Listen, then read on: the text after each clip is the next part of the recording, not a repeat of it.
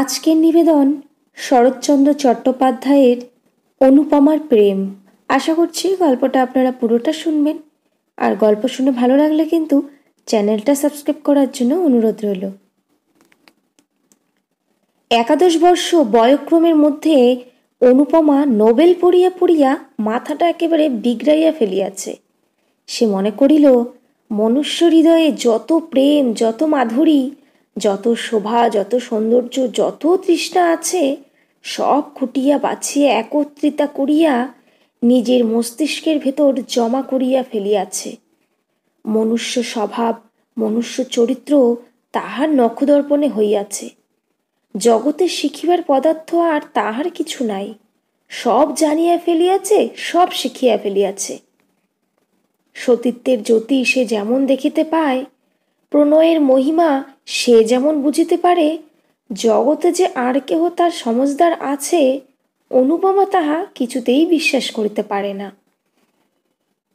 অনু ভাবিল, সে একটি মাধবীলতা, সম্প্রতি মঞ্জুরিয়া হয়ে উঠিতেছে। এই অবস্থায় আশু সহকারে শাখাবেষ্টিতা না হইলে ফোটো ফোটো কুড়িগুলি কিছুতেই পূর্ণ বিকশিত হইতে পারিবে না। তাই খুঁজিয়া পাতিয়া একটি নবীন কান্তি সহকার মনোনীত করিয়া রইল, এবং 2-4 দিবসেই তাহাকে মন প্রাণ জীবন যৌবন সব দিয়া ফেলিল। মনে মনে মন দিবার নিবার সকলেরই সমান অধিকার, কিন্তু জড়াইয়া ধরিবার পূর্বে সহকারটার মতামতেরও ঈষৎ প্রয়োজন হয়। এইখানেই মাধবীলতা কিছু বিপদে পড়িয়া গেল। নবীন নীরোৎকান্তকে সে কেমন করিয়া জানাইবে যে সে তাহার মাধবীলতা? স্ফুটনোন্মুখ হইয়া দাঁড়াইয়া আছে। তাহাকে আশ্রয় না দিলে এখনই কুড়ির ফুল লইয়া মাটিতে লুটাইতে লুটাইতে প্রাণ ত্যাগ করিবে। কিন্তু সহকার এত জানিতে পারিল না। না জানুক, অনুপমার প্রেম উত্তরোত্তর বৃদ্ধি পাইতে লাগিল। অমৃতে গরল, সুখে দুঃখে প্রণয়ে বিচ্ছেদ চিরপ্রসিদ্ধ। 2-4 দিবসেই অনুপমা বিরহ ব্যথায় জর্জরিত তনু হইয়া মনে মনে বলিল, স্বামীন, তুমি আমাকে লও বা না লও, ফিরিয়া চাহো বা না চাহো, আমি তোমার চিরদাসী। প্রাণ যায় তাও স্বীকার, কিন্তু তোমাকে কিছুতেই ছাড়িব না। এই জন্মে না পাই, আর জন্মে নিশ্চয়ই পাইব। তখন দেখিবে সতীসাধ্যে ক্ষুদ্রর বাহুতে কত বল। অনুপমা বড়লোকের মেয়ে, বাড়ির সংলগ্ন উদ্যানও আছে, মনোরম সরোবরও আছে। সেটা চাঁদও ওঠে, পদ্মও ফুটে, কোকিলও গান গায়, মধুপ ঝঙ্কারও করে। এইখানে সে ঘুরিয়া ফিরিয়া বিরহ ব্যথা অনুভব করিতে লাগিল। এলোমেলো চুল করিয়া অলঙ্কার খুলিয়া ফেলিয়া, গায়ে ধুলি মাখিয়া, প্রেমের যোগিনী সাজিয়া সরসীর জলে কখনো মুখ দেখিতে লাগিল, কখনো নয়ন জলে ভাসাইয়া গোলাপ পুষ্প চুম্বন করিতে লাগিল, কখনো অঞ্চল পাতিয়া তরুতলে শয়ন করিয়া হা হুতাশ ও দীর্ঘশ্বাস ত্যাগ করিতে লাগিল। আহারে রুচি নাই, শয়নে ইচ্ছা নাই, সাজসজ্জায় বিষম বিরাগ, গল্প গুজবে রীতিমতো বিরক্তি। অনুপমা দিন দিন শুকাইতে লাগিল। দেখিয়া শুনিয়া অনুর জননী মনে মনে প্রমাদ গণিলেন। এক বই মেয়ে নয়, তার আবার কি হইল? জিজ্ঞাসা করিলে সে যা বলে কেহ বুঝিতে পারে না। ঠোঁটের কথা ঠোঁটেই মিলাইয়া যায়। অনুর জননী এক দিবস জগবন্ধু বাবুকে বলিলেন, ওগো, একবার কি চেয়ে দেখবে না? তোমার একটি মেয়ে নয়, সে যে বিনি চিকিৎসায় মরে যাবে। জগবন্ধু বাবু বিস্মিত হইয়া বলিলেন, কি হলো ওর? তা জানি নে, ডাক্তার আসিয়া দেখিয়া শুনিয়া বললেন অসুখ বিসুখ কিছুই নাই। তবে এমন হয়ে যায় কেন?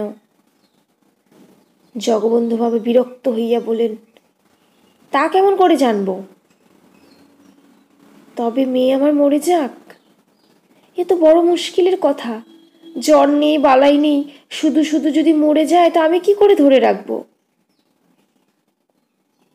গৃহিণী শুষ্ক মুখে বড় বধূমাতার নিকট ফিরিয়া আসিয়া বলিলেন, বৌমা, অনু আমার এমন করে বেড়ায় কেন?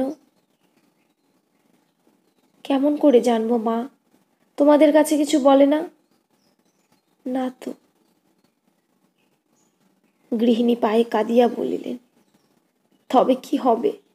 না খেয়ে না শুয়ে এমন করে সমস্ত দিন বাগানে ঘুরে বেড়ালে কদিন আর বাঁচবে? তোরা বাছা যা হোক একটা বিহিত করে দে, না হলে বাগানের পুকুরে একদিন ও ডুবে মরবে রে। বড় বউ কিছুক্ষণ ভাবিয়া চিন্তিয়া বলিল, দেখে শুনে একটা বিয়ে দাও, সংসারের ভার পড়লে আপনিই সব সেরে যাবে। তা বেশ কথা, তবে আজই আমি কর্তাকে জানাব। কর্তা এ কথা শুনিয়া অল্প হাসিয়া বললেন, কলিকাল, দাও, বিয়ে দিয়েই দেখো, যদি ভালো হয়। পরদিন ঘটক আসিল। অনুপমা বড় লোকের মেয়ে, তাহাতে রূপবতী, পাত্রের জন্য ভাবিতে হইত না। এক সপ্তাহের মধ্যেই ঘটক ঠাকুর পাত্র স্থির করিয়া জগবন্ধু বাবুকে সংবাদ দিলেন। কর্তা এ কথা গৃহিণীকে জানাইলেন, গৃহিণী বড় বউকে জানাইলেন, ক্রমে অনুপমাও জানিল। দুই একদিন পরে একদিন দ্বিপ্রহরের সময়ে সকলে মিলিয়া অনুপমার বিবাহের গল্প করিতেছিল।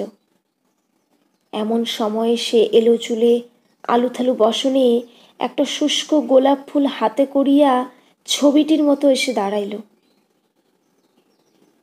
অনুর জননী কন্যাকে দেখিয়া ঈষৎ হাসিয়া বলিলেন, মা যেন আমার যোগিনী সেজেছেন। বড় বউ ঠাকুরন একটু হাসিয়া বলিল, বিয়ে হলে কোথায় সব চলে যাবে, দুটো একটা ছেলে মেয়ে হলে তো কথাই নেই। অনুপমা চিত্রা পিতার ন্যায় সকল কথা শুনিতে লাগিল। বউ আবার বলিল, মা, ঠাকুরজির বিয়ে কবে দিন ঠিক হলো? দিন এখনো কিছু ঠিক করা হয়নি। ঠাকুর জামাই কি পড়েন? এইবার বিয়ে দেবেন। তবে তো বেশ ভালো বর। তারপর একটু হাসিয়া ঠাট্টা করিয়া বলিল, দেখতে কিন্তু খুব ভালো না হলে ঠাকুরজির আমার পছন্দ হবে না। কেন পছন্দ হবে না? জামাই আমার বেশ দেখতে। এইবার অনুপমা একটু গ্রীবা বক্র করিল। ঈষৎ হেলিয়া পদনখ দিয়া মৃত্তিকা খনন করিবার মতো করিয়া নখ খুঁড়িতে খুঁড়িতে বলিল, বিবাহ আমি করিব না। জননী ভালো শুনিতে না পাইয়া জিজ্ঞাসা করিলেন, কি মা? বড় বউ অনুপমার কথা শুনিতে পাইয়াছিল। খুব জোরে হাসিয়া উঠিয়া বলিল, ঠাকুরজি বলছে ও কখনো বিয়ে করবে না।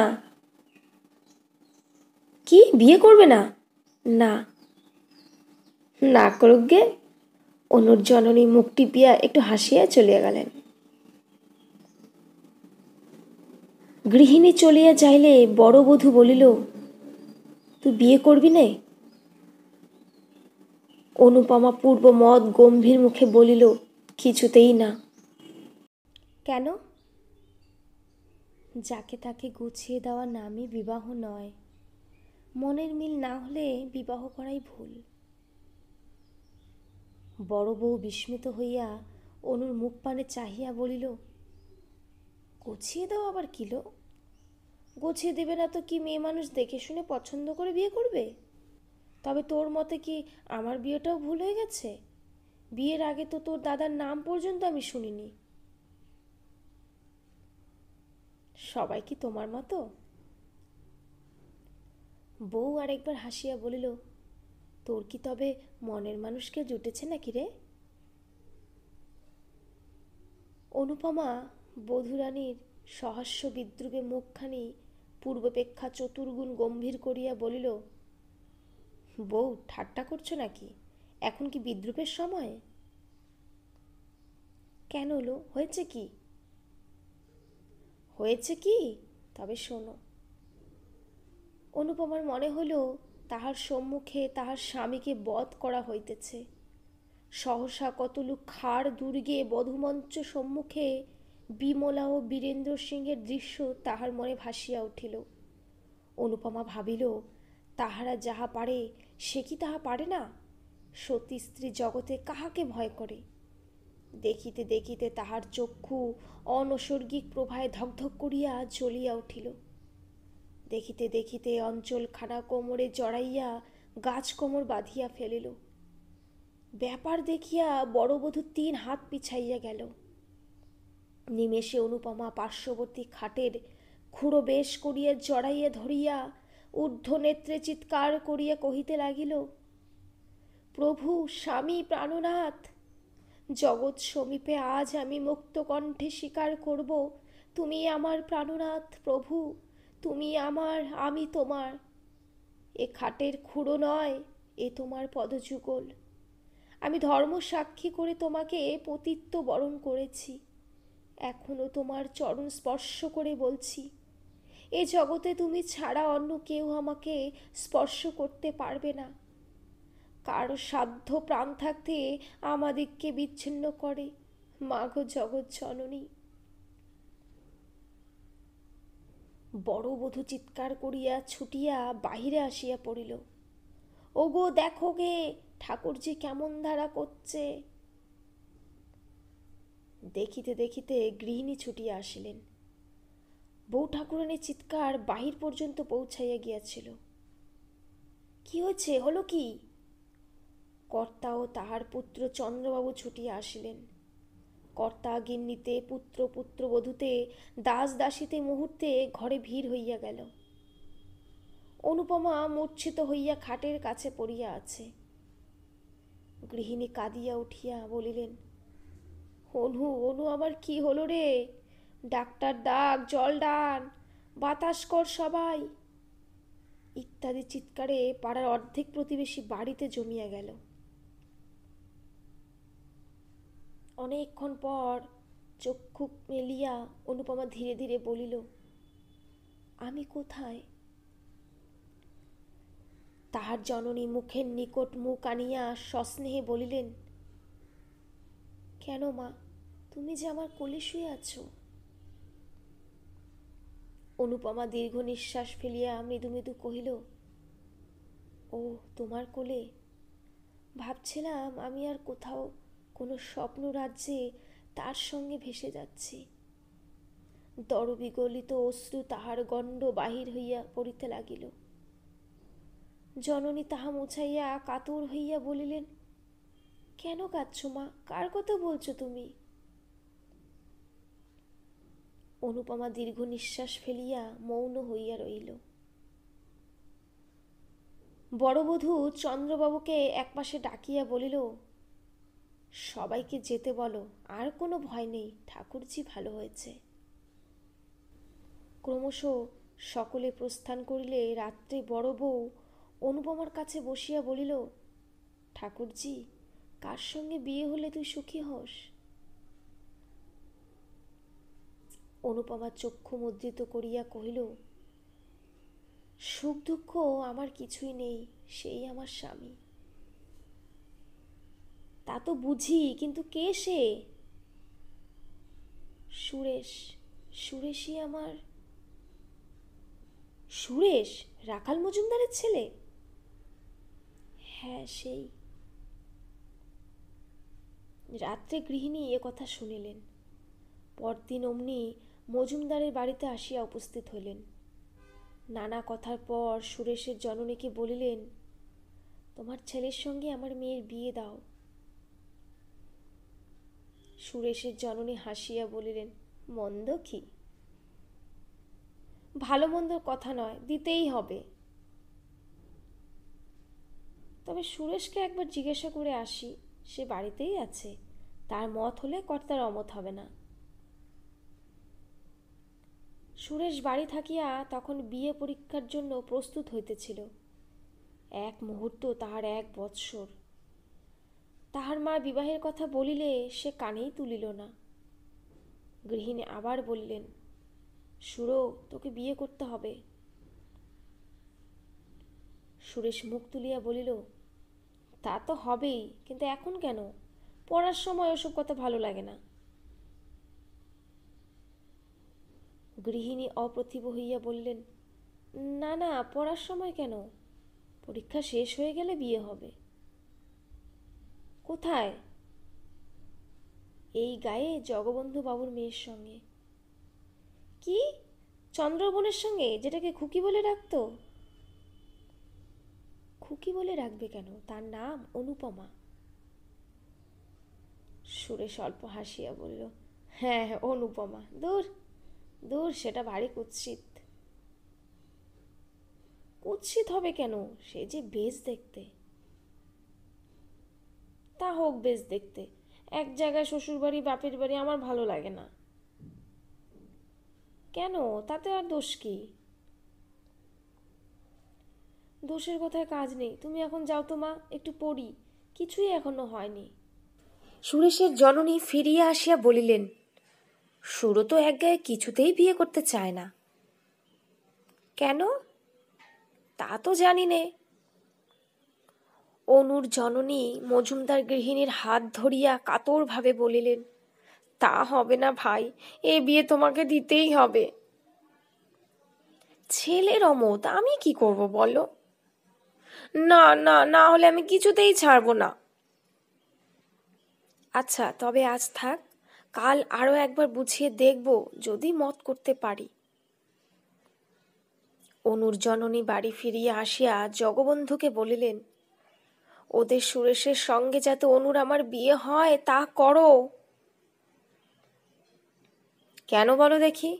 রায়গ্রামে তো একরকম সব ঠিক হয়ে আছে, সে সম্বন্ধে আবার ভেঙে কি হবে? কারণ আছে। কি কারণ? কারণ কিছু নয়, কিন্তু সুরেশের মতো নমন রূপে গুণে ছেলে কি পাওয়া যাবে? আর ও আমার একটি মাত্র মেয়ে, তার দূরে বিয়ে দেব না।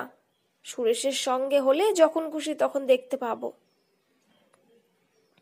আচ্ছা, চেষ্টা করব। চেষ্টা নয়, নিশ্চিত দিতে হবে। কর্তা নথনাড়ার ভঙ্গি দেখিয়া হাসিয়া ফেলিলেন, তাই হবে গো। সন্ধ্যার পর কর্তা মজুমদার বাড়ি হইতে ফিরিয়া আসিয়া গৃহিণীকে বললেন, বিয়ে হবে না। সে কি কথা? কি করব বলো? ওরা না দিলে তো আমি জোর করে ওদের বাড়িতে মেয়ে ফেলে দিয়ে আসতে পারি নে। দেবে না কেন? এক গায়ে বিয়ে হয় না। এক গায়ে বিয়ে হয়, ওদের মত নয়। গৃহিণী কপালে করাঘাত করিয়া বলিলেন, আমার কপালের দোষ। পরদিন তিনি পুনরায় সুরেশের জননীর নিকট আসিয়া বলিলেন, দিদি, বিয়ে দে। আরে আমারও তো ইচ্ছে আছে, কিন্তু ছেলের মত হয় কই? আমি নয় লুকিয়ে সুরেশকে আরো 5,000 টাকা দেব। টাকার লোভ বড় লোভ। সুরেশের জননী এ কথা সুরেশের পিতাকে জানাইলেন। কর্তা সুরেশকে ডাকিয়া বলিলেন, সুরেশ, তোমাকে এই বিবাহ করিতেই হবে। কেন? কেন আবার কি? এই বিবাহে তোমার গর্ভধারিণীর মত, আমারও মত, সঙ্গে সঙ্গে একটু কারণও হয়ে পড়েছে। সুরেশ নতমুখে বলিল, এখন পড়াশোনার সময়, পরীক্ষার ক্ষতি হবে। তা আমি জানি বাপু, পড়াশোনার ক্ষতি করে তোমাকে বলছি না, পরীক্ষা শেষ হলে তারপর বিবাহ করো। আচ্ছা আজ্ঞে। অনুর জননীর আনন্দের সীমা নাই, এ কথা তিনি কর্তাকে বলিলেন। দাস দাসী সকলকেই মনের আনন্দে এ কথা জানাইয়া দিলেন। বড় বউ অনুপমাকে ডাকিয়া বলিল, ওলো, বর যে ধরা দিয়েছে। অনু সলজ্জে ঈষৎ হাসিয়া বলিল, তা আমি জানতাম। কেমন করে জানলি? চিঠিপত্র চলতে নাকি? প্রেম অন্তর্যামী, আমাদের চিঠিপত্র অন্তরে অন্তরেই চলতো। ধন্যী মেয়ে তুই। অনুপমা চলিয়া যাইলে বড় বধূ ঠাকুরানী মৃদু মৃদু বলিল, পাকামি শুনলে গা জ্বালা করে। আমি 3 ছেলের মা, উনি আজ আমাকে প্রেম শেখাতে এলেন। দুর্লভ বসু বিস্তর অর্থ রাখিয়া পরলোক গমন করিলে তাহার ২০ শতবর্ষীয় একমাত্র পুত্র ললিতমোহন শ্রাদ্ধ শান্তি সমাপ্তি করিয়া একদিন স্কুলে যাইয়া মাস্টারকে বলিল, মাস্টার মশাই, আমার নামটা কেটে দিন। কেন বাপু? মিথ্যে পড়াশোনা কি হবে? যে জন্য পড়াশোনা তা আমার বিস্তর আছে। বাবা আমার জন্য অনেক পড়ে রেখে গিয়েছেন। মাস্টার চক্ষু টিপিয়া অল্প হাসিয়া বলিল, তবে আর ভাবনা কি, এইবার চড়ে খাওগে। এইখানেই ললিতমোহনের বিদ্যাভ্যাস ইতি হইল। ললিতমোহনের কাঁচা বয়স, তাহাতে বিস্তর অর্থ, কাজে স্কুল ছাড়িবা মাত্র বিস্তর বন্ধুও জুটিয়া গেল। ক্রমে তামাক, সিদ্ধি, গাঁজা, মদ, গায়ক গায়িকা ইত্যাদি একটির পর একটি করিয়া ললিতমোহনের বৈঠকখানা পূর্ণ করিল। এদিকে পিতৃ সঞ্চিত অর্থরাশিও জলবৎ ঢেউ খেলিয়া তত্তর করিয়া সাগরাভিমুখে ছুটিয়া চলিতে লাগিল। তাহার জননী কাঁদিয়া কাটিয়া অনেক বুঝাইলেন, অনেক বলিলেন, কিন্তু সে তাহাতে কর্ণপাতও করিল না। একদিন ঘূর্ণিত লোচনে মাতৃসন্নিধানে আসিয়া বলিল, মা, এক্ষুনি 50 টাকা দাও আমাকে। মা বলিলেন, একটি পয়সাও আমার নেই। ললিতমোহন দ্বিতীয় বাক্যবায় না করিয়া একটা কুড়ুল লইয়া জননীর হাত বাক্স চিরিয়া ফেলিয়া 50 টাকা লইয়া প্রস্থান করিল।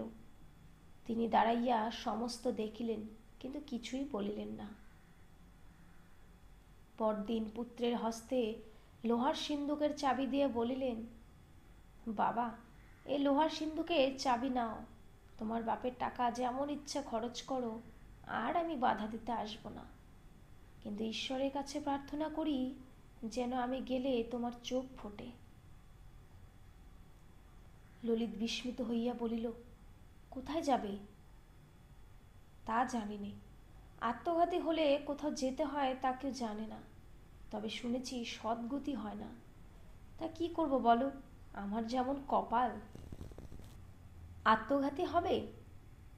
না হলে আর উপায় কি? তোমাকে পেটে ধরে আমার সব সুখী হলো। এখন নিত্যি নিত্যি তোমার লাথি ছাটা খাওয়ার চেয়ে জমদূতের আগুন কুণ্ডও ভালো। ললিতমোহন জননীকে চিনিত। সে বিলক্ষণ জানিত যে তাহার জননী মিথ্যা ভয় দেখাইবার লোক নহেন। তখন কাঁদিয়া ভূমে লুটাইয়া পা জড়াইয়া ধরিয়া বলিল, মা, তুমি আমাকে মাফ করো, এমন কাজ আর কখনো করব না। তুমি থাকো, তুমি যেও না। জননী রুক্ষভাবে বলিলেন, তাও কি হয়? তোমার বন্ধু বান্ধব তারা সব যাবে কোথায়? আমার কাউকে চাইনে মা, আমি টাকা করি, বন্ধু বান্ধব কিছুই চাইনি, শুধু তুমি থাকো। তোমার কথায় বিশ্বাস কি? কেন মা, আমি তোমার মন্দ সন্তান, তা বলে কি অবিশ্বাসের কাজ কি আমি কখনো করেছি? তুমি এখন থেকে ইচ্ছা সুখে যা দেবে তার অধিক 1 পয়সাও আমি চাব না। ইচ্ছা সুখে তোমাকে 1 পয়সাও দিতে ইচ্ছা হয় না, কেননা এই 1 বৎসর 1.5 বৎসরের মধ্যে তুমি যত টাকা উড়িয়েছ তার অর্ধেকও কখনো তোমার জীবনে উপার্জন তুমি করতে পারবে না। তুমি আমাকে কিছুই দিও না। জননী কোমল হইলেন, না, অতটা তোমার সবে না, আমিও তা ইচ্ছা করিনি। মাসে 100 টাকা পেলে তোমার চলবে কি? স্বচ্ছন্দে। তবে তাই হোক। 2-1 দিনের মধ্যেই তার বন্ধু বান্ধবেরা একে একে সরিয়া পড়িতে লাগিল। ললিতমোহন 2-1 জনের বাড়িতে ডাকিতে গেল। কেউ বলিল কাল যাব, কেউ বলিল আজ কাজ আছে। ফলত কেউই আর আসিল না। এখন সে সম্পূর্ণ একা। একা মদ খায়, একা ঘুরিয়া বেড়ায়। একবার মনে করিল আর মদ খাইবে না, কিন্তু সময় কিরূপে কাটিবে? কাজে মদ ছাড়া হইল না। একটা পথে সে প্রায়ই ঘুরিয়া বেড়াইত। এই পথটা জগবন্ধু বাবুর বাগানের পার্শ্ব দিয়া অপেক্ষাকৃত নির্জন বলিয়া মদ খাইয়া এখানেই বেড়াইবার অধিক সুবিধা হইত। মাতাল বলিয়া তাহার গ্রাম্যময় অখ্যাতি। কাহারও বাড়িতে যাওয়া ভালো দেখায় না, কাজে মদ খাইয়া নিজের সঙ্গে নিজে বেড়াইত। আজকাল তাহার একজন সঙ্গী জুটিয়াছে, সে অনুপমা। আসিতে যাইতে সে প্রায়ই দেখে। তাহারই মতো অনুপমাও বাগানের ভেতর ঘুরিয়া বেড়ায়। অনুপমাকে সে বাল্যকাল হইতে দেখিয়া আসিতেছে, কিন্তু আজকাল তাহাতে যেন একটু নতুনত্ব দেখিতে পায়। জগবন্ধু বাবুর বাগানের প্রাচীরের এক অংশ ভগ্ন ছিল। সেইখানে একটা গাছের পাশে দাঁড়াইয়া দেখে অনুপমা উদ্যানময় ঘুরিয়া বেড়াইতেছে। কখনো বা তরুতলে বসিয়া মালা গাঁথিতেছে, কখনো বা ফুল তুলিতেছে। এক এক সময় বা সরসীর জলে পদদয় ডুবাইয়া বালিকা সুলভ ক্রিয়া করিতেছে। দেখিতে তাহার বেশ লাগে। ইতস্তত বিক্ষিপ্ত চুলগুলি, অযত্ন রক্ষিত দেহলতা, আলুথালু বসন ভূষণ ও সকলের ওপর মুখখানি তাহার মদের চোখে একটা পদ্ম ফুলের মতো বোধ হইত। মাঝে মাঝে তাহার মনে হয় জগতে সে অনুপমাকে সর্বাপেক্ষা অধিক ভালোবাসে। রাত্রি হলে বাড়িতে গিয়ে শয়ন করে। যতক্ষণ না নিদ্রা হয় ততক্ষণ অনুপমার মুখই মনে পড়ে। স্বপ্নে কখনো কখনো তাহার অনিন্দ সুন্দর বদনমণ্ডল হৃদয়ে জাগিয়া ওঠে। এমনই করিয়া কতদিন যায়। জগবন্ধু বাবুর উদ্যানের সে ভগ্ন অংশটিতে বৈকাল হইতে বসিয়া থাকা আজকাল তাহার নিত্যকর্ম হইয়া দাঁড়াইয়াছে। সে বালক নহে। অল্পদিনেই বুঝিতে পারিল যে অনুপমাকে বাস্তবিকই অতিশয় অধিক রকম ভালোবাসিয়া ফেলিয়াছে। কিন্তু এরূপ ভালোবাসায় লাভ নাই। সে জানিত সে মাতাল, সে অপদার্থ মূর্খ, সে সকলের ঘৃণিত জীব। অনুপমার কিছুতে যোগ্য পাত্র নহে। শত চেষ্টাতেও তাহাকে পাওয়া সম্ভব নয়। তবে আর এমন করিয়া মন খারাপ করিয়াই বা লাভ কি? কাল হইতে আর সে আসবে না। কিন্তু থাকিতে পারিত না। সূর্য অস্তগত হইলে সে মদটুকু খাইয়া সে ভাঙ্গা পাঁচিলটির উপর আসিয়া বসিত। তবে ভিতরে একটা কথা আছে, কাহাকেও ভালোবাসিলে মনে হয় সেও বুঝি আমাকে ভালোবাসে, আমাকে কেন বাসিবে না? অবশ্যই এ কথা প্রতিপন্ন করা যায় না। একদিন ললিতমোহন প্রাচীরে উঠিয়াছে। এমন সময় চন্দ্রবাবুর চোখে পড়িল। চন্দ্রবাবু দারোয়ানকে হাঁকিয়া বলিলেন, উস্কো পাকড়ো। দারোয়ান প্রথমে বুঝিতে পারিল না কাহাকে ধরিতে হইবে। পরে যখন বুঝিল ললিতবাবুকে, তখন সেলাম করিয়া 3 হাত পিছাইয়া দাঁড়িল। চন্দ্রবাবু পুনরায় চিৎকার করিয়া বলিলেন, উস্কো পাকড়ো মে থানা মে দাও। দারোয়ান আধা বাংলা আধা হিন্দিতে বলিল, হামি নেই পারবে বাবু। ললিতমোহন ততক্ষণে ধীরে ধীরে প্রাচীর টপকাইয়া প্রস্থান করিল। সে চলিয়া যাইলে চন্দ্রবাবু বলিলেন, কাহে নেই পাকড়া উস্কো? দারোয়ান চুপ করিয়া রহিল। একজন মালি ললিতকে বিলক্ষণ চিনিত। সে বলিল, ও বেটা ভোজপুরির সাধ্য কি ললিতবাবুকে ধরে? ওর মতো 4টে দারোয়ানের মাথা ওরা এক খুশিতে ভেঙে যায়। দারোয়ানও তাহা অস্বীকার করিল না, বলিল, বাবু নকরি করনে আয়া, জান দে না নেহি। চন্দ্রবাবু কিছু ছাড়িবার পাত্র নহেন। তিনি ললিতের ওপর পূর্ব হইতেই বিলক্ষণ চটে ছিলেন। এমন সময় পাইয়া সাক্ষী জুটাইয়া অনধিকার প্রবেশ এবং আরও কত কি অপরাধে আদালতে নালিশ করিলেন। জগবন্ধু ও তাহার স্ত্রী উভয়ই এক মকদ্দমা করিতে নিষেধ করিলেন, কিন্তু চন্দ্রনাথ কিছুতেই শুনিলেন না। বিশেষ মর্মপীড়িতা অনুপমা জেদ করিয়া বলিল যে পাপীকে শাস্তি না দিলে তাহার মন কিছুতেই সুস্থির হইবে না। ইন্সপেক্টর বাড়িতে আসিয়া অনুপমার এজাহার লইল। অনুপমা সমস্তই ঠিকঠাক বলিল। শেষে এমন দাঁড়াইল যে ললিতের জননী বিস্তর অর্থব্যয় করিয়াও পুত্রকে কিছুতেই বাঁচাইতে পারিলেন না। 3 বৎসর ললিতমোহনের সশ্রম কারাবাসের আদেশ লইয়া গেল। বিয়ে পরীক্ষার ফল বাহির হইয়াছে। সুরেশচন্দ্র মজুমদার একেবারে প্রথম হইয়াছে। গ্রামময় সুখ্যাতির একটা রৈ রৈ শব্দ পড়িয়া গিয়াছে। অনুপমার জননীর আনন্দের সীমা নাই।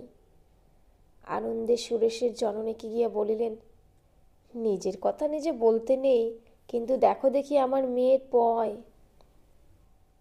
সুরেশের মা সহাস্যে বলিলেন, তা তো দেখছি। একবার বিয়ে হোক, তারপর দেখিস তোর ছেলে রাজা হবে। অনু যখন জন্মায় তখন একজন গণৎকার এসে গুণে বলেছিল যে এই মেয়ে আমার রানী হবে। অত সুখে কেউ কখনো থাকিনি, থাকবেও না, যত সুখ তোমার মেয়ের হবে। কে বলেছিল?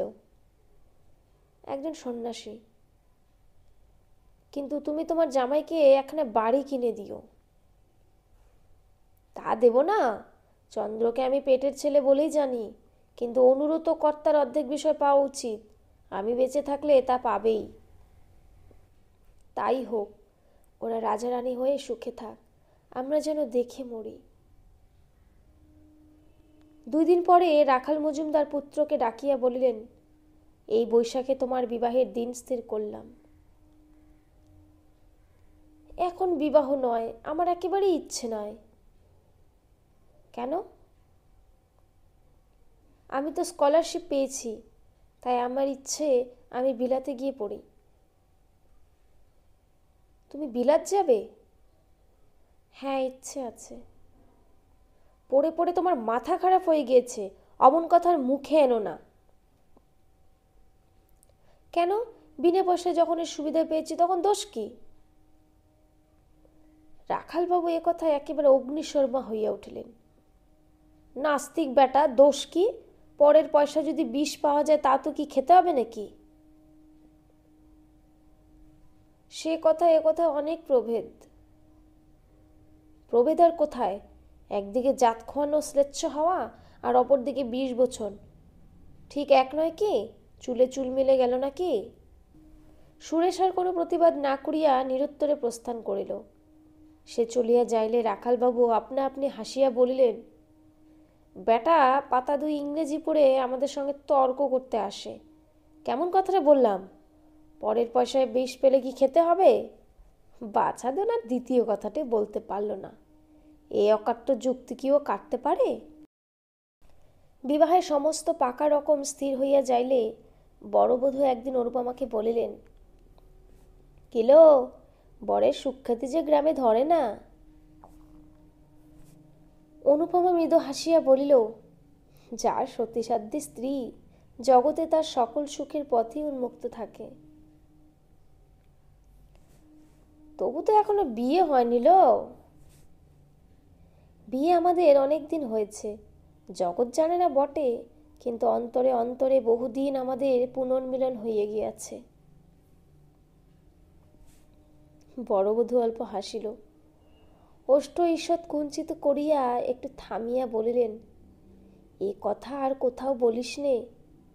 আমরা তো বয়স্ক লোক, আমাদের তো বলা দূরে থাক। এমন ধারা শুনলেও লজ্জা করে। সব কথা যেন তুই থিয়েটারে অ্যাক্ট করতে থাকিস। এমন করলে লোকে পাগল বলবে যে তোকে। আমি তো প্রেমে পাগল। আজ 5ই বৈশাখ। অনুপমার বিবাহ উৎসবে আজ গ্রামটা তোলপাড় হইতেছে। জগবন্ধুবাবুর বাড়িতে আজ ভিড় ধরে না। কত লোক যাইতেছে, কত লোক হাঁকাহাঁকি করিতেছে, কত খাওয়ানো দাওয়ানোর ঘটা, কত বাজনা বাদ্যের দুম। যত সন্ধ্যা হইয়া আসিতে লাগলো, ধুমধাম তত বাড়িয়া উঠিতে লাগিল। সন্ধ্যা লগ্নেই বিবাহ, এখনই বর আসিবে। সকলেই এই উৎসাহে আগ্রহ উন্মুখ হইয়া আছে। কিন্তু বর গেল কোথায়? রাখালবাবুর বাড়িতে সন্ধ্যার প্রাক্কালেই কলরব বাঁধিয়া উঠিয়াছে। সুরেশ গেল কোথায়? এখানে খোঁজ, ওখানে খোঁজ, এদিকে দেখো, ওদিকে দেখো, কিন্তু কেহই সুরেশকে খুঁজিয়া বাহির করিতে পারিতেছে না। কুসংবাদ পৌঁছিতে বিলম্ব হয় না। ব্রজাগ্নির মতো এ কথা জগবন্ধু বাবুর বাড়িতে উড়িয়া আসিয়া পড়িল। বাড়ি শুদ্ধ লোক সকলে মাথায় হাত দিয়া বসিয়া পড়িল। সে কি কথা! 8টার সময় বিবাহের লগ্ন, কিন্তু 9টা বাজিতে চলল, কোথাও বরের সন্ধান পাওয়া যাইতেছে না। জগবন্ধুবাবু মাথা চাপড়াইয়া ছুটাছুটি করিয়া বেড়াইতে লাগিল। গৃহিণী কাঁদিয়া আসিয়া তাহার নিকটে পড়িলেন। কি হবে গো! কর্তার তখন অর্ধক্ষিপ্ত অবস্থা। তিনি চিৎকার করিয়া বলিয়া উঠিলেন, হবে আমার শ্রাদ্ধ, আর কি হবে? এই হতভাগা মেয়ের জন্য বৃদ্ধ বয়সে আমার মান গেল, যশ গেল, জাতি গেল। এখন এক ঘরে হয়ে থাকতে হবে। কেন মরতে বুড়ো বয়সে তোমাকে আবার বিয়ে করেছিল? তোমারই জন্য আজ এই অপমান। শাস্ত্রেই আছে স্ত্রী বুদ্ধি প্রলয়ঙ্কারী। তোমার কথা শুনে নিজের পায়ে নিজে কুড়ুল মেরেছি। যাও, তোমার মেয়ে নিয়ে আমার সামনে থেকে দূর হয়ে যাও। গৃহিণীর দুঃখের কথা বলিয়া কাজ নেই। এদিকে নেই আর ওদিকে আরেক বিপদ। অনুপমা ঘন ঘন মূর্ছা যাইতেছে। এদিকে রাত্রি বাড়িয়া চলিতেছে। 10টা, 11টা, 12টা করিয়া ক্রমশ 1টা 2টা বাজিয়া গেল, কিন্তু কোথাও সুরেশের সন্ধান হইল না। সুরেশকে পাওয়া যাক আর না যাক, অনুপমার বিবাহ কিন্তু দিতেই হইবে।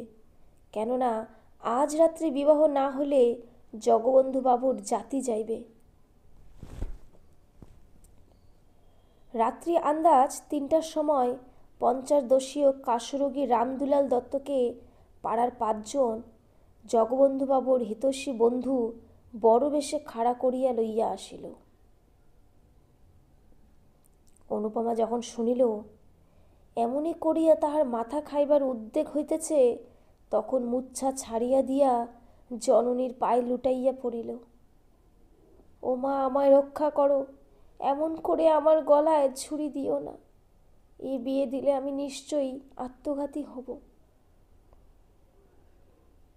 মা কাঁদিয়া বলিলেন, আমি কি করব মা? মুখে যাই বলুন না, কন্যার দুঃখে ও আত্মগ্লানিতে তাহার হৃদয় পুড়িয়া যাইতেছিল। তাই কাঁদিয়া কাটিয়া আবার স্বামীর কাছে আসিলেন। ওগো, একবার শেষটা ভেবে দেখো, এ বিয়ে দিলে মেয়ে আমার বিষ খাবে। কর্তা কোনো কথা না কহিয়া একেবারে অনুপমের নিকটে আসিয়া গম্ভীরভাবে বলিলেন, ওঠো, ভোর হয়ে যায়। কোথায় যাব বাবা? এখনই সম্প্রদান করব। অনুপমা কাঁদিয়া ফেলিল, বাবা, আমাকে মেরে ফেলো, আমি বিষ খাব।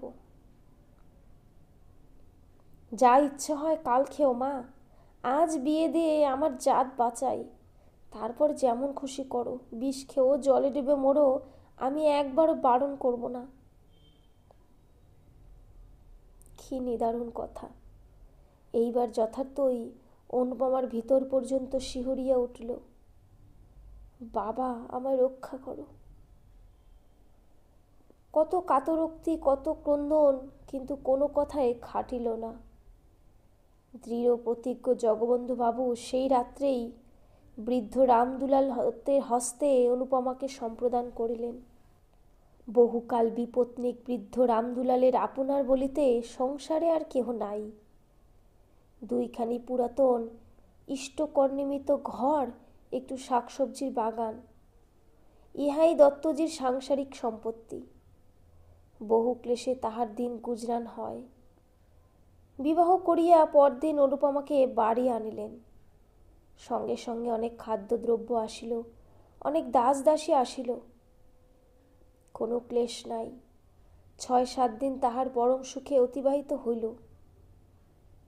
বড়লোক শ্বশুর, আর তাহার কোনো ভাবনা নাই। বিবাহ করিয়া কপাল ফিরিয়াছে। কিন্তু অনুপমার স্বতন্ত্র কথা। 8 দিন 2 থাকিয়া সে পিত্রালয় ফিরিয়া আসিল।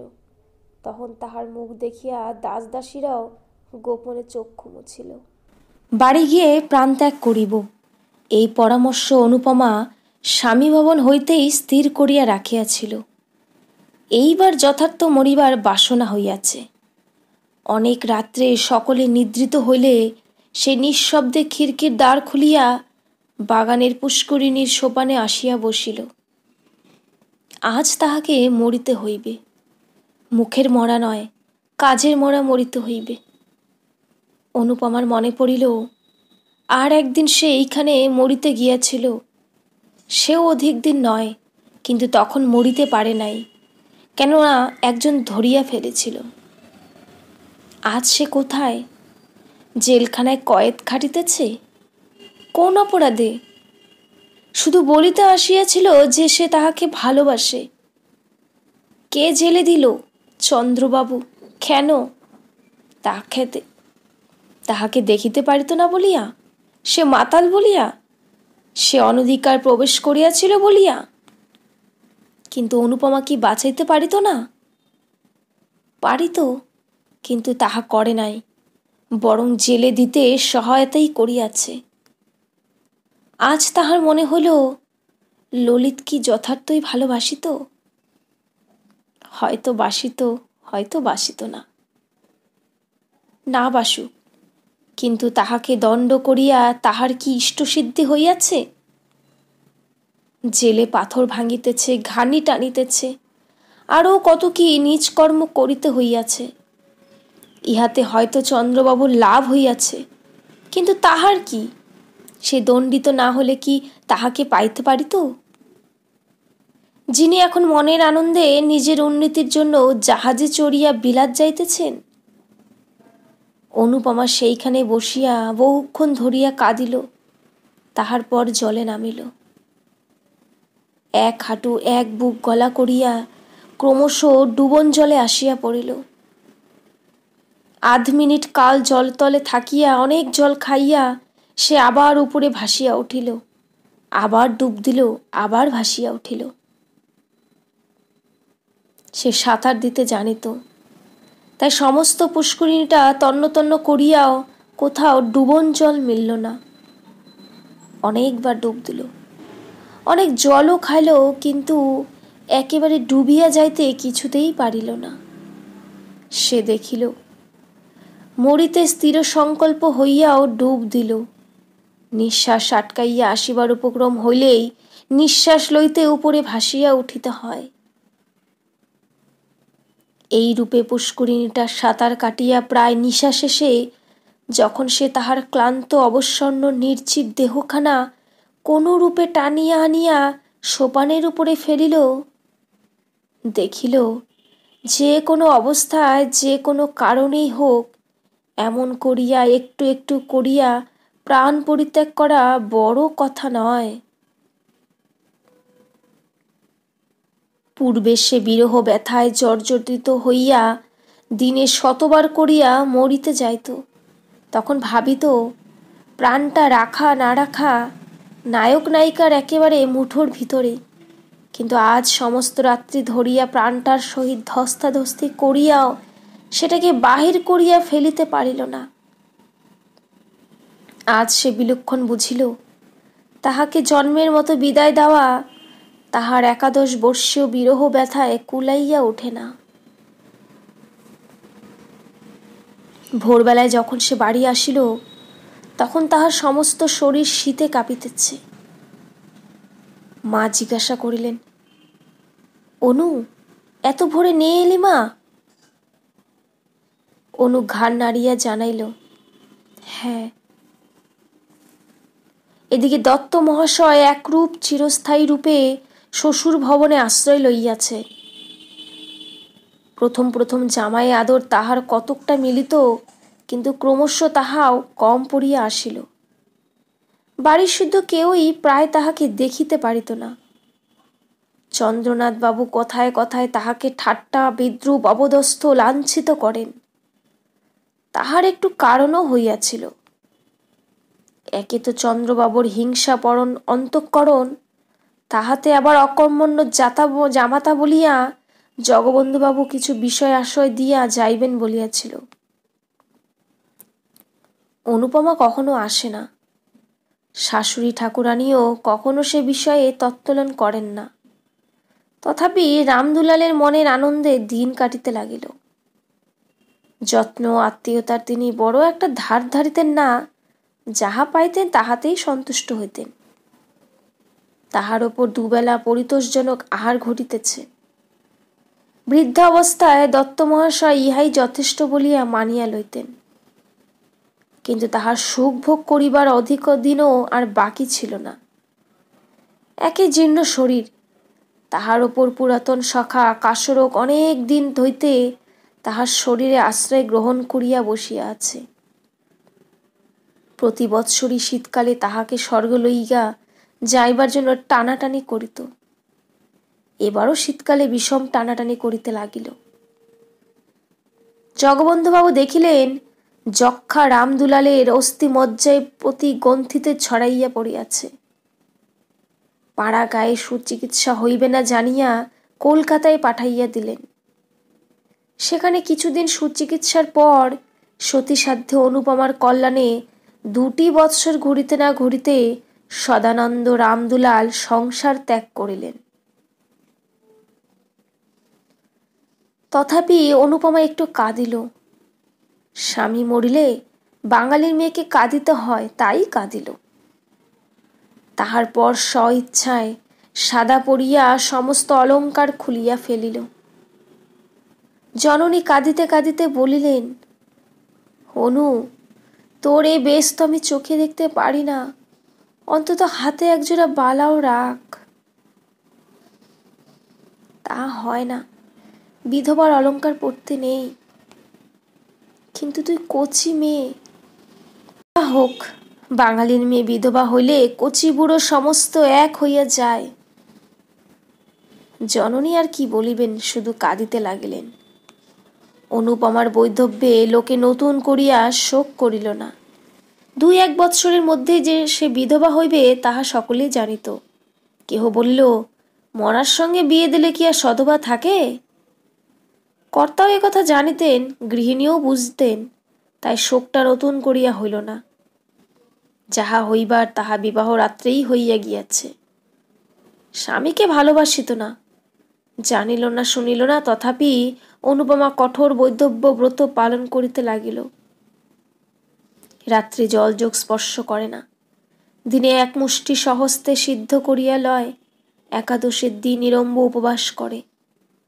আজ পূর্ণিমা, কাল অমাবস্যা, পরশু শিবরাত্রি, এমনই করিয়া মাসের 15 দিন সে কিছুই খায় না। কেহ কোনো কথা বলিলে বলে, আমার ইহকাল গিয়াছে, এখন পরকালের কাজ করিতে দাও। এত কিন্তু সহিবে কেন? উপবাসে অনিয়মে অনুপমা শুকাইয়া অর্ধেক হইয়া গেল। দেখিয়া দেখিয়া গৃহিণী ভাবিলেন, এইবার সে মরিয়া যাইবে। কর্তাও ভাবিলেন, তাহা বড় বিচিত্র নহে। তাই একদিন স্ত্রীকে ডাকিয়া বলিলেন, অনুর বিবাহ আবার দেই। গৃহিণী বিস্মিত হইয়া জিজ্ঞাসা করিলেন, তা কি হয়, ধর্মে যাবে যে? অনেক ভেবে দেখলুম 2 বার বিবাহ দিলে ধর্ম যায় না। বিবাহের সঙ্গে ধর্মের সঙ্গে বিষয়ের কোনো সম্বন্ধ নাই, বরং নিজের কন্যাকে এমন করে খুন করলে ধর্মহানির সম্ভাবনা। তবে তাই দাও। অনুপমা কিন্তু একথা শুনিয়া ঘাড় নাড়িয়া দৃঢ়স্বরে বলিল, তা হয় না। কর্তা তখন নিজে ডাকিয়া বলিলেন, খুব হয় মা। তাহলে আমার ইহকাল পরকাল 2 কালই গেল। কিছুই যায় নাই, যাবে না, বরং না হলেই যাওয়ার সম্ভাবনা। মনে করো, তুমি যদি গুণবান পতি লাভ করো, তাহলে 2 কালেরই কাজ করতে পারবে। কেন বাবা, একা কি হয় না? না মা, হয় না, অন্তত বাঙালির ঘরের মেয়ের দ্বারা হয় না। ধর্মকর্মের কথা ছেড়ে দিয়ে সামান্য কোনো একটা কর্ম করতে হলেই তাদিগে অন্যের সাহায্য গ্রহণ করতে হয়। স্বামী ভিন্ন, তেমন সাহায্য আর কে করতে পারে বলো? আরও কি দোষে তোমার এত শাস্তি? অনুপমা আনত মুখে বলিল, আমার পূর্বজন্মের ফল। গোড়া হিন্দু জগবন্ধুবাবুর কর্ণে এ কথাটা খট করিয়া লাগিল। কিছুক্ষণ স্তব্ধ থাকিয়া বলিলেন, তাই যদি হয়, তবু তোমার একজন অভিভাবকের প্রয়োজন। আমাদের অবর্তমানে কে তোমাকে দেখবে? দাদা দেখবেন। ঈশ্বর না করুন, কিন্তু সে যদি না দেখে, সে তোমার মার পেটের ভাই নয়, বিশেষ আমি যতদূর জানি তার মনও ভালো নয়। অনুপমা মনে মনে বলিল, তখন বিষ খাবো।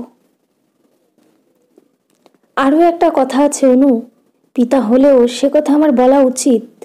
মানুষের মন সবসময় যে ঠিক একই রকম থাকবে তা কেউ বলতে পারে না। বিশেষ যৌবনকালে প্রবৃত্তিগুলি সর্বদা বশ রাখতে মুনি ঋষিরাও সমর্থ হন না। কিছুকাল নিস্তব্ধ থাকিয়া অনুপমা কহিল, জাত যাবে যে। না মা, জাত যাবে না, এখন আমার সময় হয়ে আসছে, চোখও ফুটছে। অনুপমা ঘাড় নাড়িল, মনে মনে বলিল, তখন জাত গেল আর এখন যাবে না? যখন চক্ষু কর্ণ বন্ধ করে তোমরা আমাকে বলিদান দিলে তখন এ কথা ভাবলে না কেন? আজ আমারও চক্ষু ফুটেছে, আমিও ভালোরূপ প্রতিশোধ নেব। কোনরূপে তাহাকে টলাইতে না পারিয়া জগবন্ধুবাবু বলিলেন, তবে মা তাই ভালো, তোমার ইচ্ছার বিরোধে আমি বিবাহ দিতে চাই না। তোমার খাবার পরবার ক্লেশ না হয় তা আমি করে দেব, তারপর ধর্মে মন রেখে যাতে সুখী হতে পারো করো। 3 বৎসর পরে খালাস হইয়াও ললিতমোহন বাড়ি ফিরিল না। কেহ বলিল লজ্জায় আসিতেছে না, কেহ বলিল সে গ্রামে কি আর মুখ দেখাতে পারে। ললিতমোহন নানা স্থান পরিভ্রমণ করিয়া 2 বৎসর পরে সহসা একদিন বাড়িতে আসিয়া উপস্থিত হইল। তাহার জননী আনন্দে পুত্রের শিরচুম্বন করিয়া আশীর্বাদ করিলেন, বাবা, এবার বিবাহ করে সংসারী হও, যা কপালে ছিল তা তো ঘটেই গিয়েছে, এখন সেজন্য আর মনে দুঃখ করো না। ললিত যাহা হয় একটা করিবে স্থির করিল। 5 বৎসর পরে ফিরিয়া আসিয়া ললিত গ্রামে অনেক পরিবর্তন দেখিল। বিশেষ দেখিল জগবন্ধুর বাড়িতে কর্তা গিন্নি কেহ জীবিত নাই। চন্দ্রনাথ বাবু এখন সংসার কর্তা। অনুপমা বিধবা হইয়া এখানেই আছে, কারণ তাহার অন্যত্র স্থান নাই। পূর্বে জননীর মৃত্যু হইয়াছিল, পরে পিতার মৃত্যুর পর অনুপমা ভাবিয়াছিল, পিতা যাহা দিয়া গিয়েছেন তাহা লইয়া কোনো তীর্থস্থানে থাকিবে এবং সেই টাকায় পুণ্য ধর্ম নিয়মব্রত করিয়া অবশিষ্ট জীবনটা কাটাইয়া দিবে। কিন্তু শ্রাদ্ধ শান্তি হইলে উইল দেখিয়া সে মর্মাহত হইল। পিতা কেবল তাহার নামে 500 টাকা দিয়ে গিয়েছেন। তাহারা বড় লোক, এ সামান্য টাকা তাহাদিগের নিকট টাকাই নহে। বাস্তবিক এই অর্থে কাহারও চিরজীবন গ্রাসাচ্ছাদে নির্বাহিত হইতে পারে না। গ্রামে অনেকেই কানাঘুষা করিল, এ উইল জগবন্ধুবাবুর নহে, ভিতরে কিছু নিশ্চয় কারসাজি আছে। কিন্তু সে কথায় ফল কি? নিরুপায় হইয়া অনুপমা চন্দ্রবাবুর বাড়িতেই রহিল।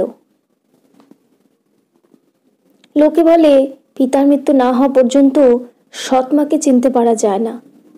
সৎ ভাইকেও সেরূপ পিতার জীবিতকাল পর্যন্ত চিনিতে পারা কঠিন। এতদিন পরে অনুপমা জানিতে পারিল তাহার দাদা চন্দ্রনাথ বাবু কি চরিত্রের মানুষ। যত প্রকার অধম শ্রেণীর মানুষ দেখিতে পাওয়া যায়, চন্দ্রনাথ বাবু তাহাদের সর্বনিকৃষ্ট। হৃদয়ে একতিল দয়া মায়া নাই, চোখে এক বিন্দু চামড়া পর্যন্ত নাই। অনুপমার এই নিরাশ্রয় অবস্থায় তিনি তাহার সহিত যেরূপ ব্যবহার আরম্ভ করিলেন তাহা বলিয়া শেষ করা যায় না। প্রতি কথায়, এমনকি উঠিতে বসিতে তিরস্কৃত, লাঞ্ছিত, অপমানিত করিতেন।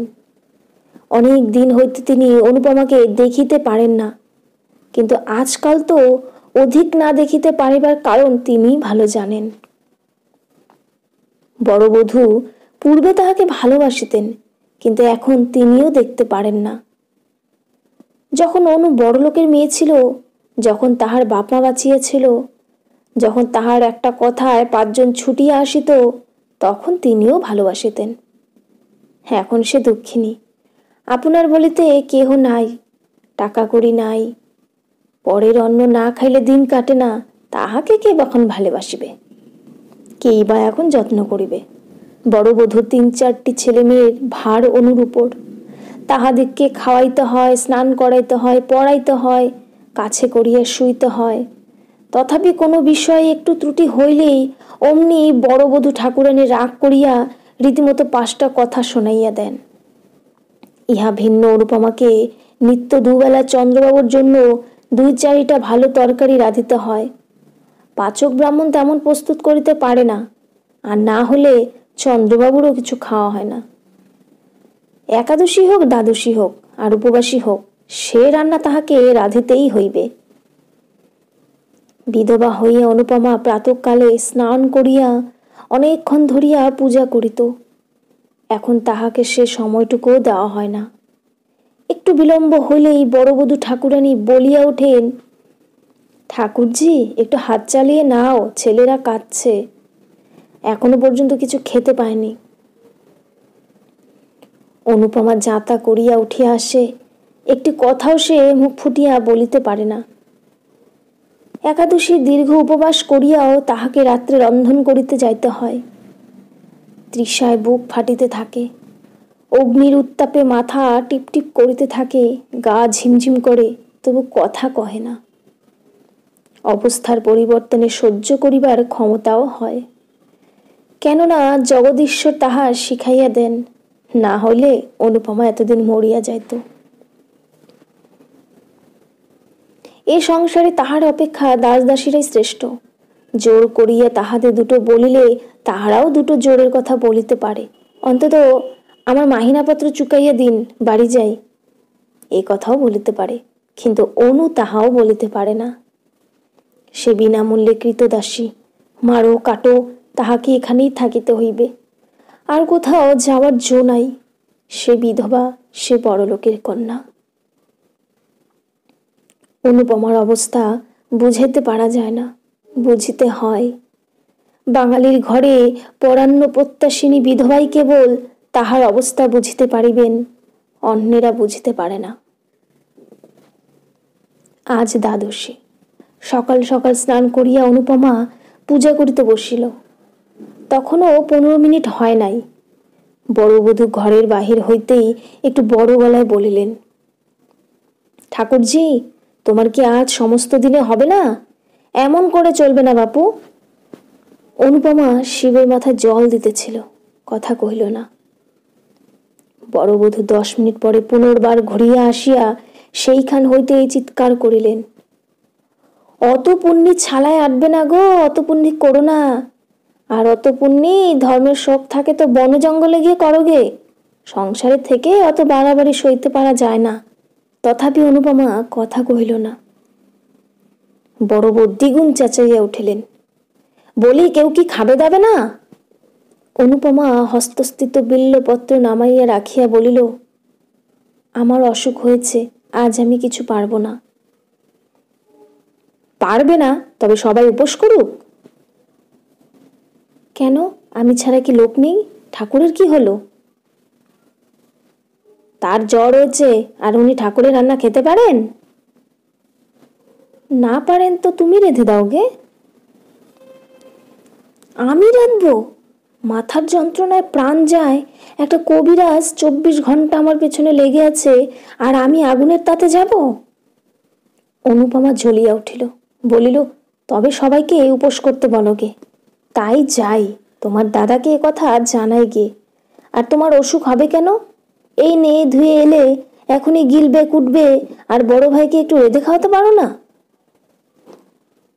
না পারি নে বড় বউ, আমি তোমাদের কোনো বাদী নই যে যা মুখে আসবে তাই বলবে।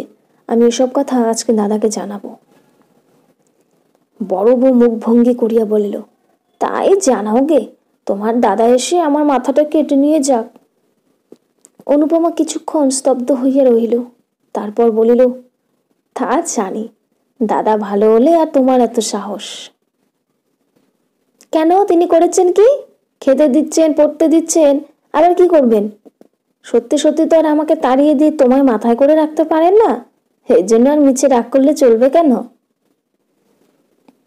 সমস্ত বস্তুরই সীমা আছে, অনুপমার সহিষ্ণুতারও সীমা আছে।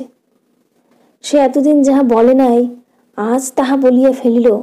বলিল, দাদা আমাকে খাওয়াবেন পড়াবেন কি? যে বাপের টাকায় তিনি খান, আমি সেই বাপের টাকায় খাই।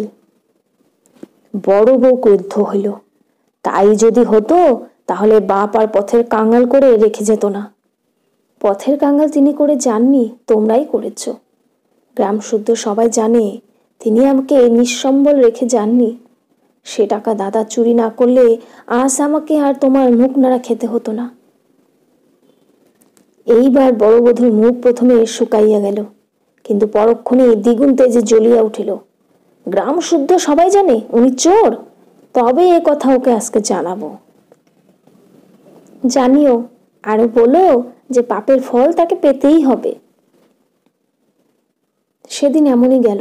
অবশ্য এ কথা চন্দ্রবাবু শুনিতে পাইলেন, কিন্তু কোনরূপ উচ্চবাচ্য করিলেন না।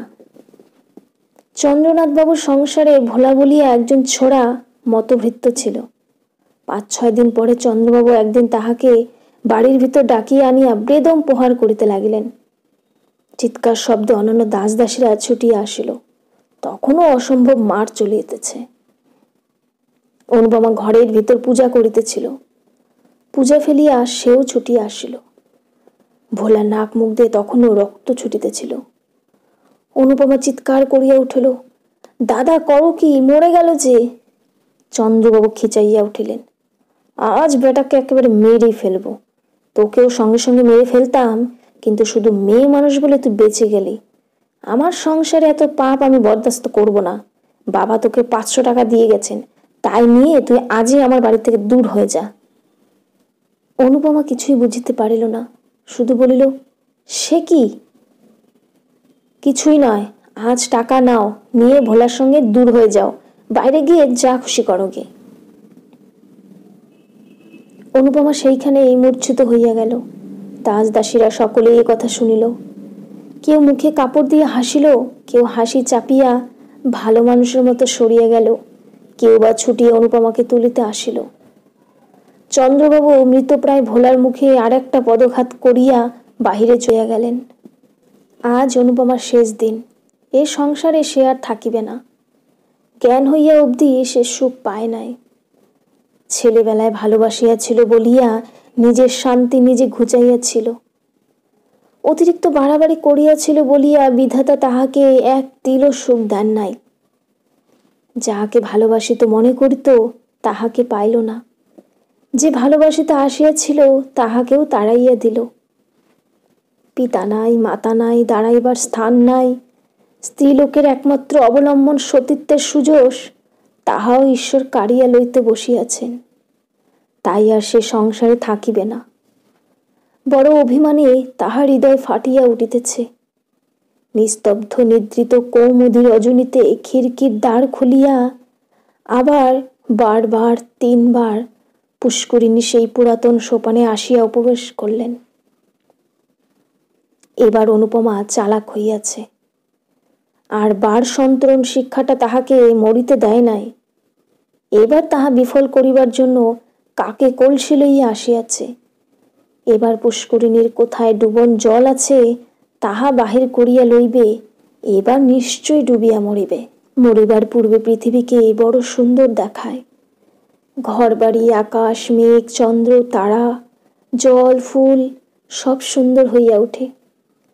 যেদিকে চাও সেই দিকেই মনোরম বোধ হয়। সব যেন অঙ্গুলি তুলিয়া বলিতে থাকে, মরিও না, দেখো আমরা কত সুখে আছি। তুমিও সহ্য করিয়া থাকো, একদিন সুখী হইবে। না হয় আমাদের কাছে এসো, আমরা তোমাকে সুখী করিব। অনর্থক বিধাতা দত্ত আত্মাকে নরকে নিক্ষেপ করিও না। মরিতে আসিয়াও মানুষ তাই অনেক সময় ফিরিয়া যায়। আবার যখন ফিরিয়া দেখে জগতে তাহার এক তিল সুখ নাই, অসীম সংসারে দাঁড়াইবার এক বিন্দু স্থান নাই, আপনার বলিতে একজনও নাই, তখনও আবার মরিতে চাহে। কিন্তু পরক্ষণে কে যেন ভিতর হইতে বলিতে থাকে, ছি ছি, ফিরিয়া যাও, এমন কাজ করিও না। মরিলেই কি সকল দুঃখের অবসান হইল? কেমন করিয়া জানিলে ইহা অপেক্ষা আরো গভীর দুঃখে পতিত হইবে না? মানুষ অমনি সংকুচিত হইয়া পশ্চাতে হটিয়া দাঁড়ায়। অনুপমার এসব কথা মনে হইতেছিল না, কিন্তু অনুপমা তবু মরিবে, কিছুতেই আর বাঁচিবে না। পিতার কথা মনে হইল, মাতার কথা মনে হইল, সঙ্গে সঙ্গে আর একজনের কথা মনে হইল। যাহার কথা মনে হইল সে ললিত। যাহারা তাকে ভালোবাসিত তাহারা সকলেই একে একে চলিয়া গিয়াছে। শুধু একজন এখনো জীবিত আছে। সে ভালোবাসিয়াছিল, ভালোবাসা পাইতে আসিয়াছিল, হৃদয়ে দেবী বলিয়া পূজা দিতে আসিয়াছিল। অনুপমা সে পূজা গ্রহণ করে নাই, অপমানিত করিয়া তাড়াইয়া দিয়াছিল। শুধু কি তাই, জেলে পর্যন্ত দিয়াছিল। ললিত সেখানে কত ক্লেশ পাইয়াছিল, হয়তো অনুপমাকে কত অভিসম্পাত করিয়াছিল। তাহার মনে হল নিশ্চিত সেই পাপের এতই ক্লেশ, এত যন্ত্রণা। সে ফিরিয়া আসিয়াছে, ভালো হইয়াছে, মদ ছাড়িয়াছে, দেশের উপকার করিয়া আবার যশ কিনিতেছে। সে কি আজও তাহাকে মনে করে? হয়তো করে না, হয়তো বা করে, কিন্তু তাহাতে কি? তাহার যে কলঙ্ক রটিয়াছে তিনি কি তাহা শুনিয়াছেন? যখন গ্রামময় রটিবে যে আমি কলঙ্কিনী হইয়া ডুবিয়াছি, কাল যখন আমার দেহ জলের ওপর ভাসিয়া উঠিবে, ছি ছি, কত ঘৃণা তার ওষ্ঠ কুঞ্চিত হইয়া উঠিবে। অনুপমা অঞ্চল দিয়া গলদেশে কলসি বাঁধিল। এমন সময় কে একজন পশ্চাৎ হইতে ডাকিল, অনুপমা। অনুপমা চমকাইয়া ফিরিয়া দেখিল একজন দীর্ঘাকৃতি পুরুষ স্থির হইয়া দাঁড়াইয়া আছে। আগন্তুক আবার ডাকিল। অনুপমার মনে হইল এ স্বর আর কোথাও শুনিয়াছে, কিন্তু স্মরণ করিতে পারিল না, চুপ করিয়া রহিল। অনুপমা, আত্মহত্যা করো না। অনুপমা কোনো কালেই বৃণানত লজ্জাবতী লতা নহে। সে সাহস করিয়া বলিল, আমি আত্মহত্যা করব? আপনি কি করে জানলেন? তবে গলায় কলসি বেঁধেছ কেন? অনুপমা মৌন হইয়া রহিল। আগন্তুক ঈষৎ হাসিয়া বলিল, আত্মঘাতী হলে কি হয় জানো? কি? অনন্ত নরক। অনুপমা শিহরিয়া উঠিল। ধীরে ধীরে কলসি খুলিয়া রাখিয়া বলিল, এই সংসারে স্থান নাই। ভুলে গিয়েছ? আমি মনে করে দিচ্ছি। প্রায় 6 বছর পূর্বে ঠিক এইখানে একজন তোমাকে চিরজীবনের জন্য স্থান দিতে চেয়েছিল, স্মরণ হয়? অনুপমা লজ্জায় রক্তমুখী হইয়া বলিল, হয়। এই সংকল্প ত্যাগ করো। আমার যে কলঙ্ক রটেছে, আমার বাঁচা হয় না। মরলে কি কলঙ্ক যায়? যাক না যাক, আমি তা শুনতে যাব না। ভুল বুঝেছ অনুপমা। মরলে কলঙ্ক চিরকাল ছায়ার মতো তোমার নামের পাশে ঘুরে বেড়াবে। বেঁচে দেখো, মিথ্যা কলঙ্ক কখনো স্থিরস্থায়ী হবে না। কিন্তু কোথায় গিয়ে বেঁচে থাক? আমার সঙ্গে চলো। অনুপমার একবার মনে হলো তাহাই করিবে। চরণে লুটাইয়া পড়িবে, বলিবে, আমাকে ক্ষমা করো। বলিবে, তোমার অনেক অর্থ, আমাকে কিছু ভিক্ষা দাও, আমি গিয়ে কোথাও লুকাইয়া থাকি। পরে অনেকক্ষণ মৌন থাকিয়া ভাবিয়া চিন্তিয়া বলিল, আমি যাব না। কথা শেষ না হইতেই অনুপমা জলে ঝাঁপিয়া পড়িল। অনুপমার জ্ঞান হইলে দেখিল সুসজ্জিত হর্মে পালঙ্কের ওপর সে শয়ন করিয়া আছে, পার্শ্বে ললিত মোহন। অনুপমা চক্ষুন্মিলন করিয়া কাতস্বরে বলিল, কেন আমাকে বাঁচালেন আপনি?